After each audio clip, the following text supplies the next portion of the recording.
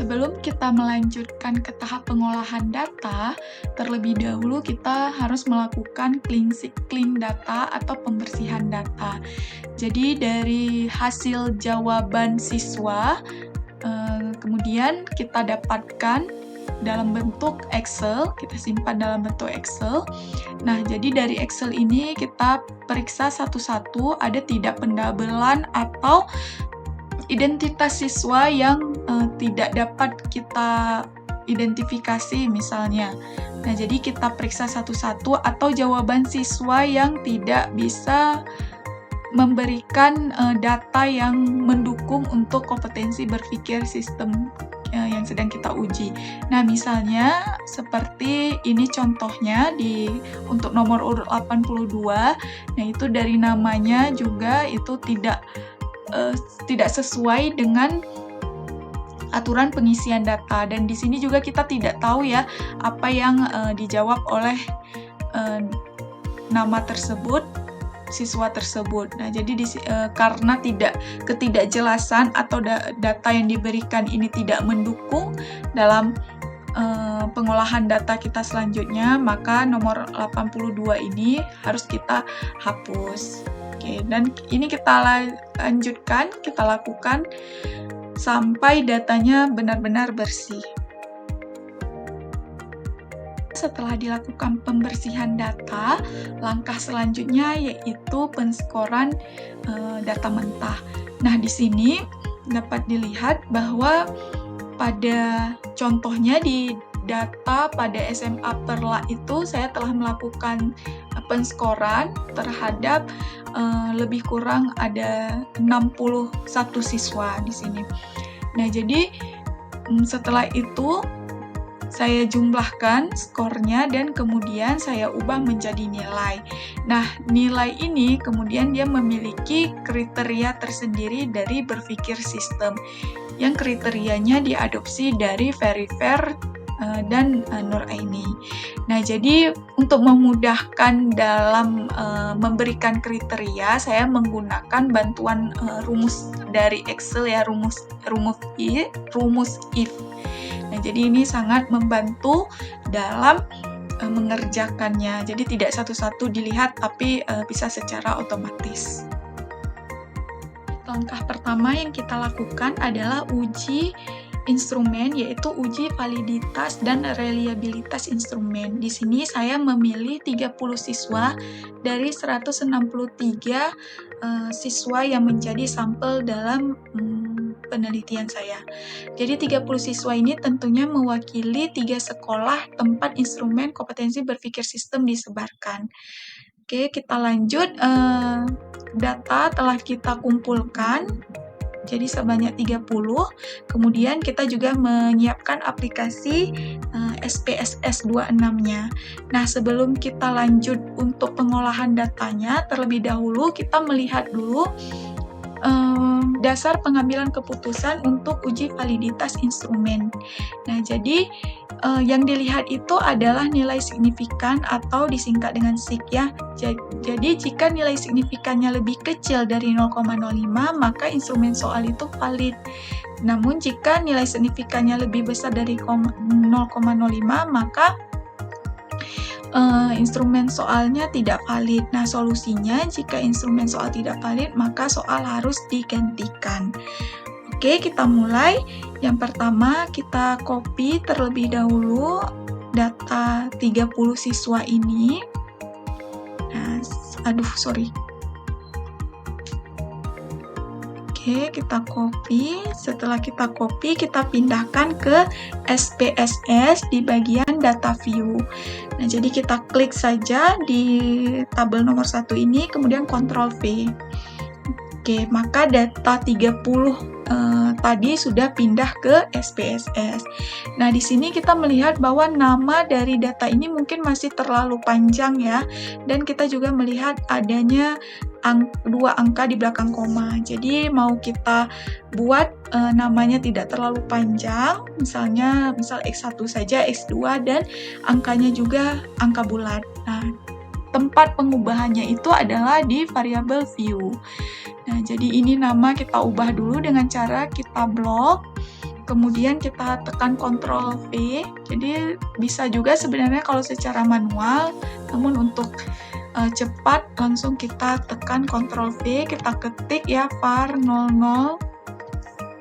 Kemudian kita replace saja dengan X. Nah, replace all. Jadi bisa dilihat X1, X2, X3. Kemudian untuk desimalnya kita buat jadi 0 semua. Satu-satu ini tidak bisa secara otomatis ya.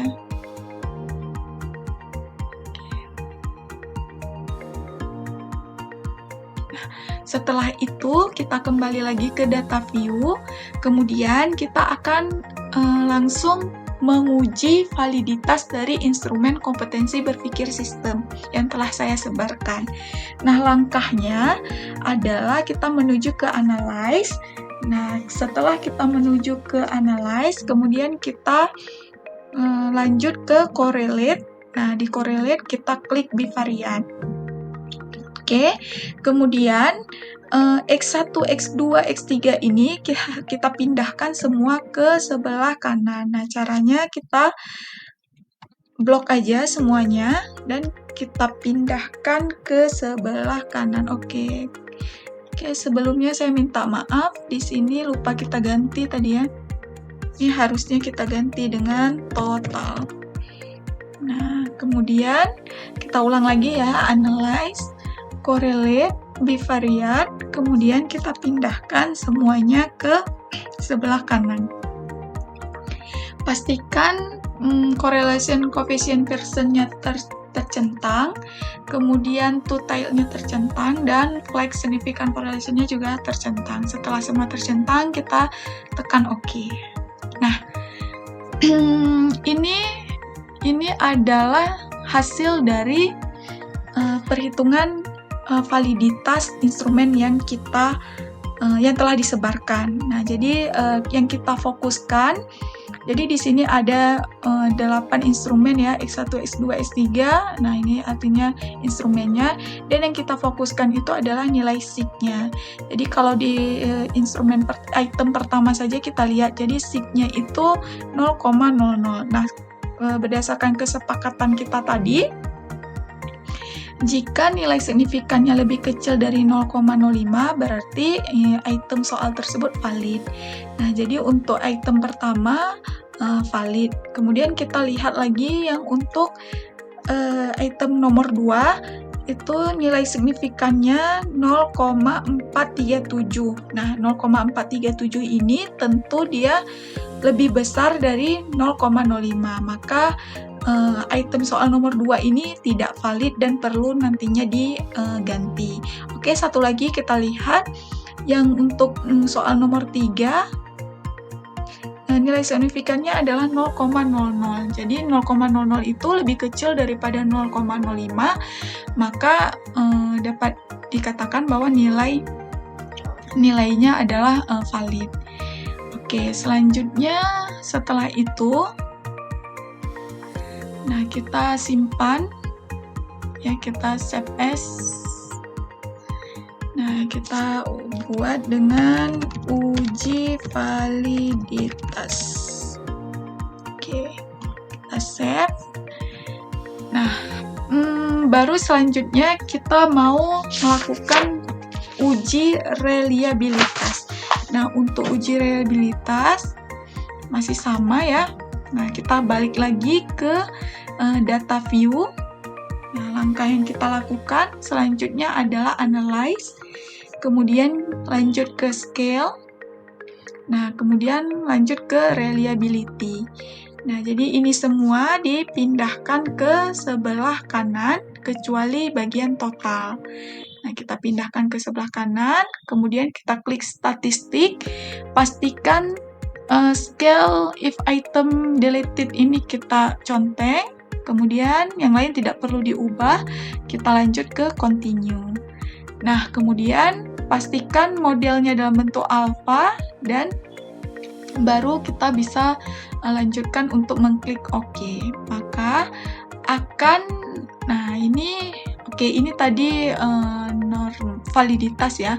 Nah, jadi ini adalah hasil dari uji reliabilitas kita. Nah, jadi uji reliabilitasnya itu dengan Convergence alfanya adalah 0,79.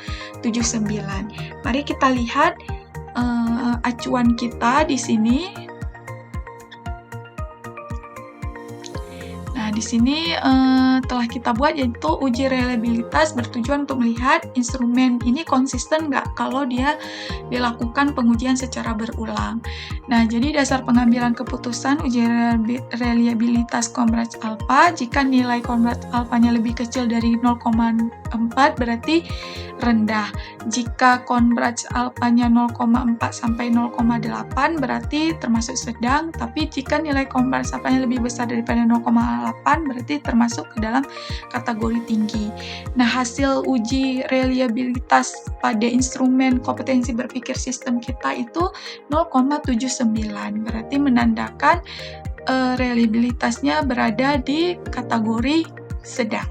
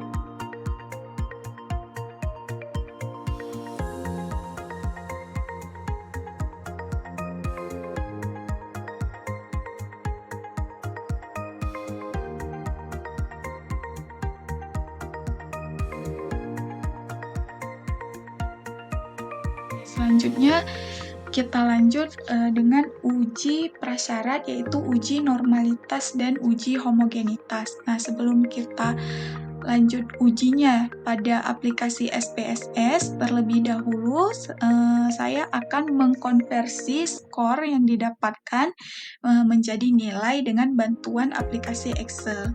Nah, adapun rumusnya yaitu sama dengan buka kurung, klik pada sel jumlah dibagi dengan skor maksimal, karena di sini ada 8 soal dan skor maksimalnya 1 soal 3, berarti 8 kali 3 sama dengan 24.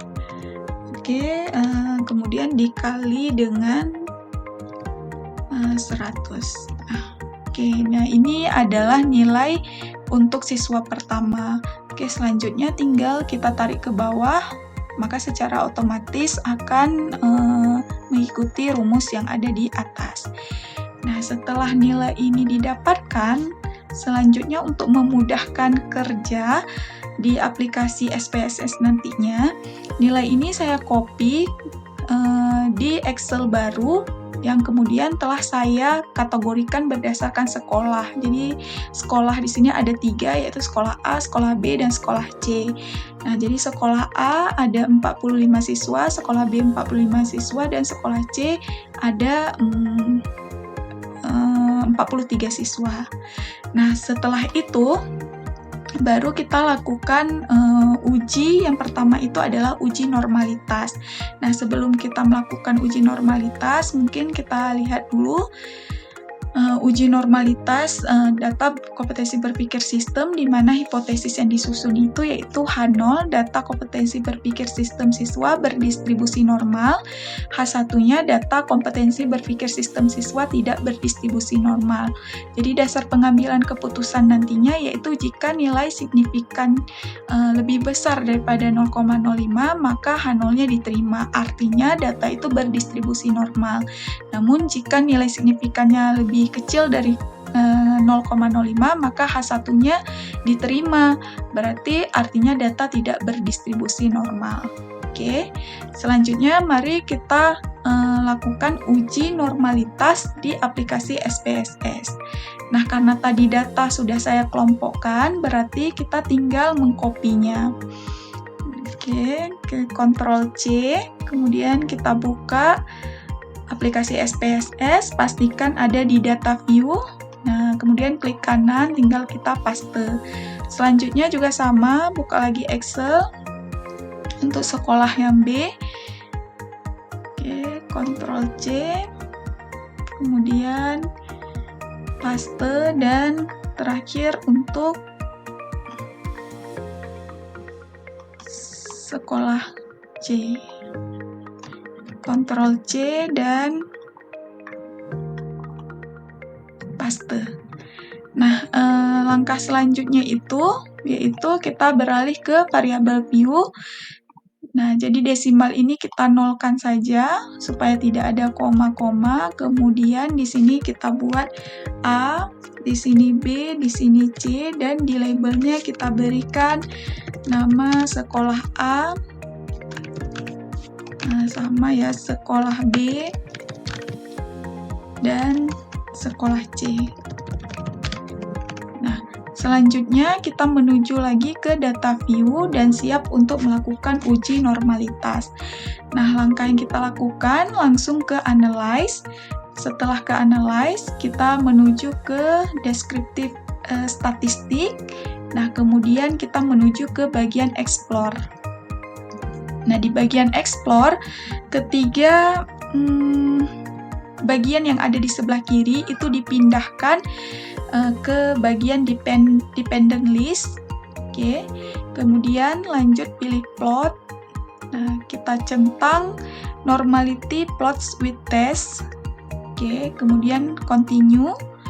Nah, kemudian kita klik OK.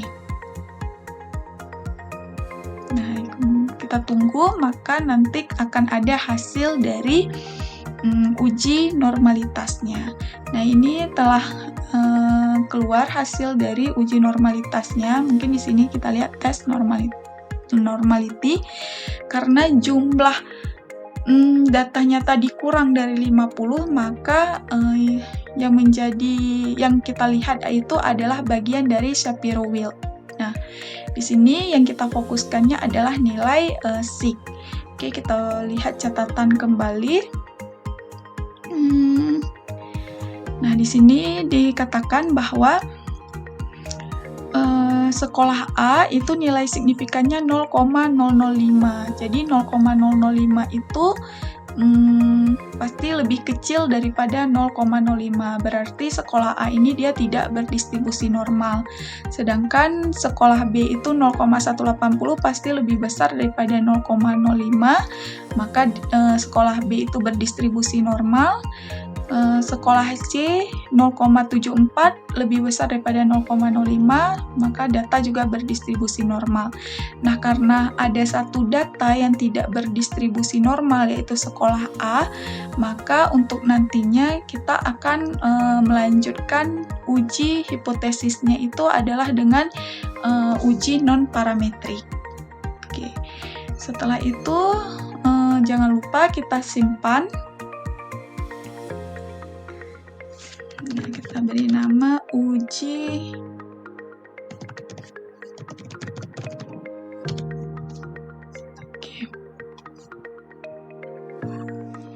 Setelah kita melakukan uji normalitas tadi, selanjutnya kita lanjut dengan uji prasyarat yang kedua, yaitu uji homogenitas.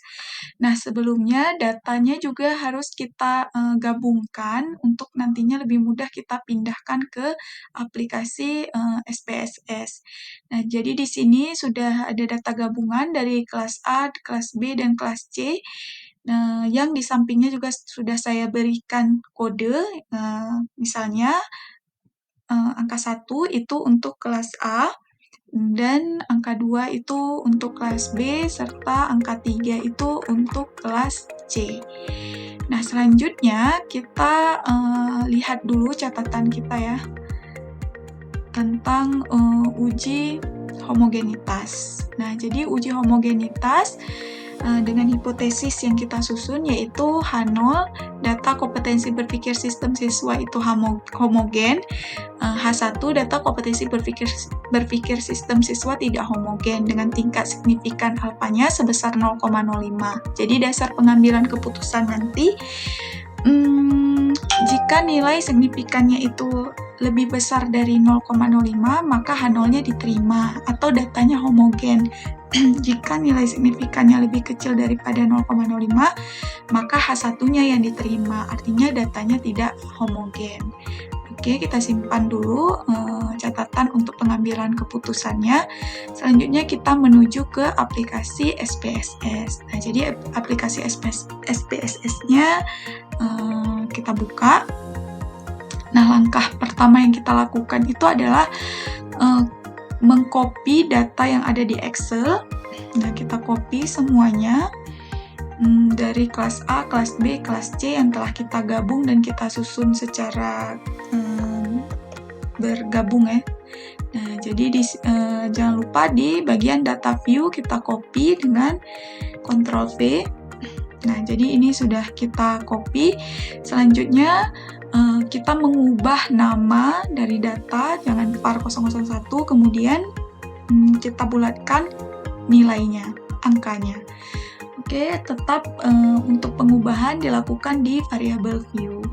Nah, jadi untuk satu ini tadi ada hasil, kita buat hasil, sedangkan untuk var kedua itu kita sebut dengan, kita buat namanya adalah sekolah. Desimalnya kita nolkan. Kok bisa ke sini? Oke, kita nolkan. Nah, juga sama, ini kita nolkan. Oke, labelnya di sini kita beri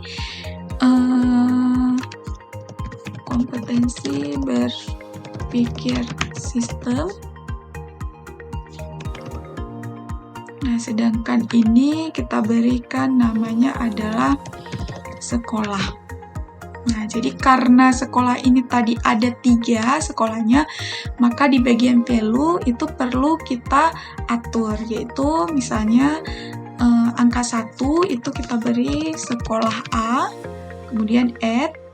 Nah, angka 2 kita kodekan tadi dengan sekolah B, kemudian add, dan angka 3 kita kodekan tadi dengan sekolah C ya.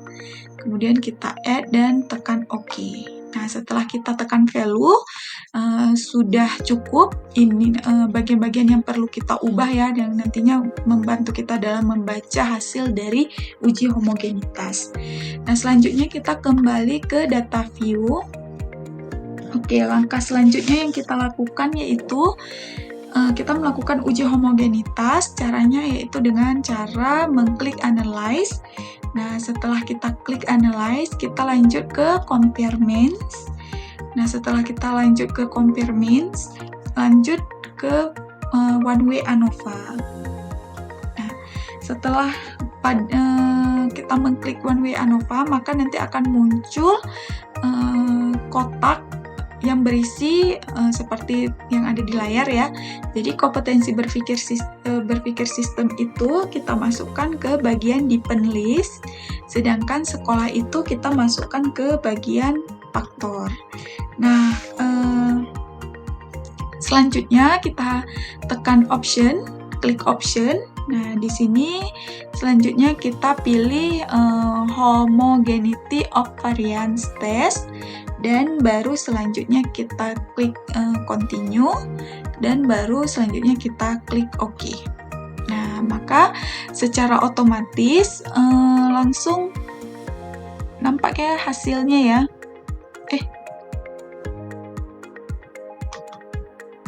Nah, oke, ini dia.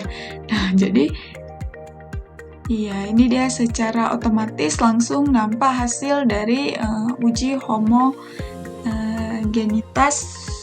kompetensi berpikir sistem, yaitu di mana nilai signifikannya itu sebesar 0,067.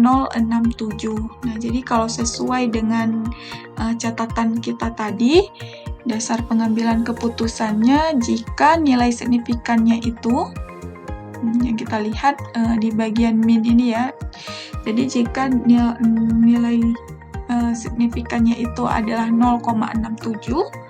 Nah, jadi lebih besar daripada 0,05 maka H0-nya diterima, artinya data homogen. Nah, berarti data kompetensi berpikir sistem ini adalah homogen.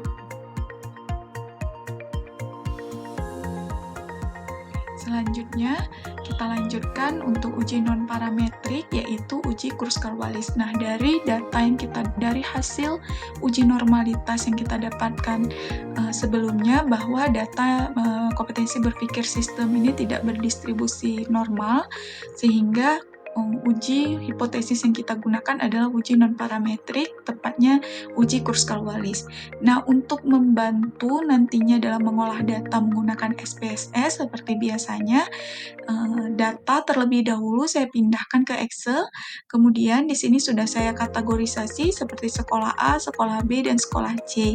Nah, kemudian data juga sudah saya berikan kode, misalnya seperti sekolah A saya kodekan dengan angka 1, sekolah B saya kodekan dengan angka 2, dan sekolah C saya kodekan dengan angka 3. Nah, langkah selanjutnya kita lihat dulu nantinya dasar pengambilan keputusan untuk uji Kruskal-Wallis. Nah, jadi ada uji hipotesis, di mana hipotesis yang dibuat yaitu H0 tidak ada perbedaan signifikan dalam rata-rata kompetensi berpikir sistem di antara ketiga sekolah, dan H1-nya ada perbedaan signifikan dalam rata-rata kompetensi berpikir sistem di antara ketiga sekolah. Yaitu dasar pengambilan keputusannya, jika nilai signifikannya lebih kecil dari 0,05, maka H0-nya ditolak. Artinya, ada perbedaan signifikan antara kelompok. Namun, jika signifikannya lebih kecil dari 0,05, maka H0-nya diterima. Artinya, tidak ada bukti perbedaan signifikan antar kelompok. Artinya, tidak ada perbedaan di antara kelompok. Nah, oke, kita lanjut. Seperti biasa, kita awali dengan menyiapkan aplikasi SPSS-nya. Oke, selanjutnya data yang telah kita berikan kode tadi kita copy. Oke, kita blok terlebih dahulu semua data sejumlah 133 data, kemudian Ctrl C, dan kemudian kita pindah ke aplikasi SPSS. Nah, pastikan data kita copy di bagian data view dengan cara klik kanan, kemudian paste. Oke. Nah, kemudian perlu kita ubah ya var 0001 dan var 002 serta desimalnya perlu kita ubah. Maka kita lanjut ke variabel view. Jadi var 01 ini kita ubah namanya dengan hasil nilai aja deh, nilai, dan var 002 ini sekolah. Nah, jadi ini juga kita ubah menjadi 0. Nah, kemudian di bagian label ini kita beri nama berpikir sistem. Dan kalau ini tetap sekolah. Nah, karena tadi sekolah ini ada 3 kode, maka perlu kita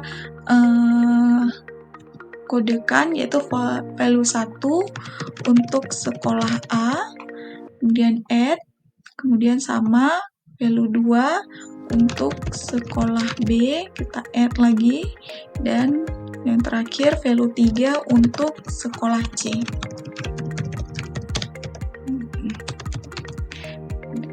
Kemudian oke. Nah, kemudian kita lanjut kembali lagi ke data view. Nah, jadi data sudah tidak ada desimalnya lagi ya.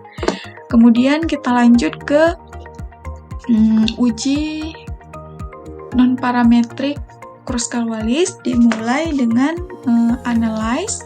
Nah, kemudian kita pilih non-parametric test.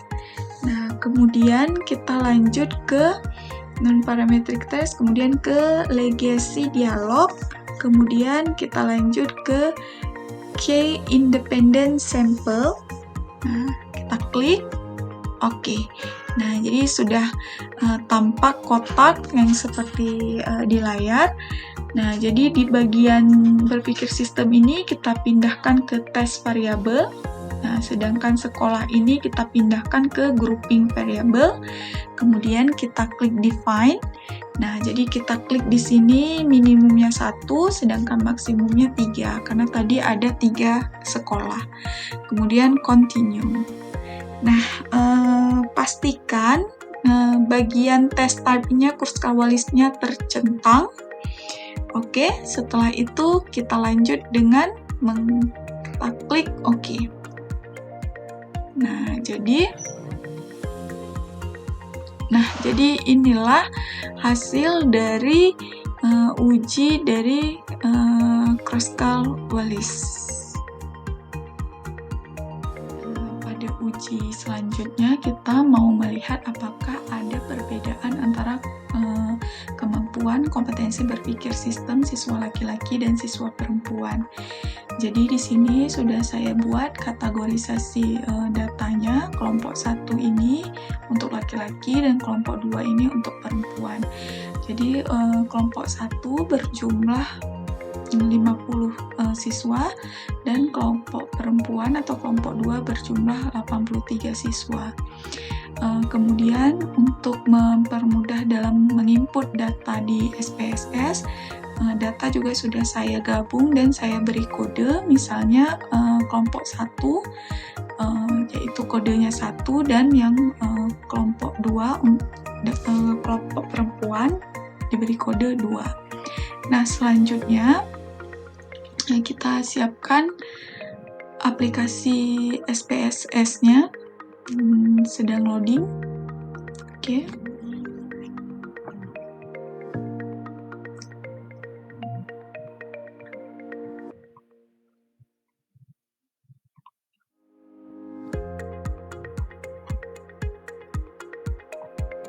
Oke, nah jadi sudah terbuka aplikasi SPSS-nya.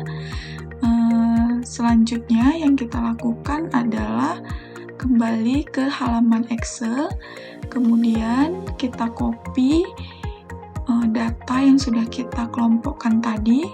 Nah, jadi tinggal Ctrl C. Selanjutnya kita ke aplikasi SPSS-nya dan klik di bagian data view, klik kanan, kemudian kita paste. Nah, ini dia ada var 001 dan var 002 tadi untuk kelompok atau data. Nah, untuk kita berikan nama, lanjut ke variabel view. Nah, jadi variabel 1 tadi itu adalah hasil, kita beri nama, sedangkan variabel kedua itu adalah kelompok tadi ya. Nah, kemudian desimalnya kita buat 0 semuanya. Untuk yang label hasil ini kita buat kompetensi berpikir sistem.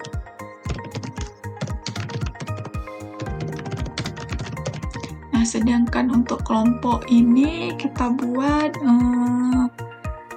kelompok saja ya, kelompok. Oke. Nah, jadi di bagian value untuk bagian kelompok kita ubah, yaitu kelompok 1, value 1 kita beri nama kelompok laki-laki, kita beri nama dengan laki-laki, siswa laki-laki ya. Kemudian kita add. Nah, jadi kelompok 2 kita beri labelnya dengan siswa perempuan. Oke, kita add dan lanjut kita tekan OK. Nah, setelah kita atur nama dan label serta value-nya di variabel view, kemudian kita balik lagi ke data view. Data sudah dalam bentuk tidak ada lagi dalam bentuk desimal ya. Nah, langkah selanjutnya yang kita lakukan itu adalah kita uji normalitas dulu kedua data ini. Nah, jadi kita mulai dari analyze, kemudian langsung ke deskriptif statistik, kemudian lanjut ke explore. Nah, kemudian nah sudah terlihat kotak dialog seperti pada layar. Kemudian di bagian kompetensi berpikir sistem, kita masukkan ke dalam depend list, sedangkan kelompok tadi, kelompok yang maksudnya kelompok laki-laki dan kelompok perempuan ini kita masukkan ke dalam faktor list. Nah, kemudian balik lagi ke kita klik plot, kemudian klik normality plot with test. Nah, jadi kita continue dan lanjut oke. Nah, kita tunggu hasilnya. Nah jadi kita lihat hasilnya. Nah ini dia hasil normalitasnya. Jadi kita lihat tetap nilai SIG. Kita buka dulu catatannya.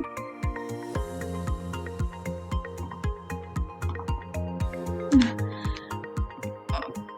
untuk uji normalitas, ketika nilai signifikan itu lebih besar dari 0,05, maka data berdistribusi normal. Ketika kecil dari 0,05, maka data tidak berdistribusi normal. Nah, di sini kita lihat bahwa siswa laki-laki, data siswa laki-laki, kelompok laki-laki itu nilai signifikannya itu 0,23, berarti lebih besar dari 0,05. Jadi siswa laki-laki itu berdistribusi normal. Sedangkan siswa perempuan itu nilainya 0,04, yaitu lebih kecil daripada 0,05. Berarti pada siswa perempuan datanya itu tidak berdistribusi normal. Nah, karena ada satu data tidak berdistribusi normal, maka kita lanjut dengan uji non-parametrik untuk melihat perbedaan dari dua kelompok ini. Karena ada dua kelompok yang diuji, maka uji yang kita gunakan adalah uji non-parametrik Mann-Whitney. Lanjut kita ke analyze. Nah, setelah ke analyze, kita selanjutnya klik di bagian non-parametric test, kemudian legacy dialog, kemudian kita pilih two independent sample. Nah, sudah terlihat kotak dialog yang seperti di layar. Kompetensi berpikir sistem, kita klik di bagian test variable list, sedangkan kelompok ini kita klik di bagian grouping variable, kemudian define group. Nah, grup 1 ini kita beri nama 1, grup 2 ini kita beri nama 2. Kemudian continue, dan pastikan terchecklist test type-nya itu adalah Mann-Whitney U. Kemudian kita lanjut nah ini dia hasil dari uji. Nah, ini dia uji Mann-Whitney. Jadi yang kita lihat itu adalah nilai signifikan dari Mann-Whitney. Di mana catatan kita tadi? Kita buka dulu catatannya. Uji hipotesis ya. Nah, jadi hipotesis untuk Mann-Whitney itu sama ya. Ketika nilai signifikannya lebih kecil dari 0,05, maka ada perbedaan signifikan antara kelompok. Tapi jika nilainya lebih besar daripada 0,05, maka H0-nya diterima, artinya tidak ada perbedaan signifikan antar kelompok. Nah, di sini nilai signifikannya itu adalah 0,19. Artinya 0,19 ini lebih besar daripada 0,05. Berarti tidak ada perbedaan signifikan antar kelompok laki-laki dan kelompok perempuan, atau tidak ada perbedaan dari kompetensi berpikir sistem baik dari laki-laki maupun dari perempuan. Oke.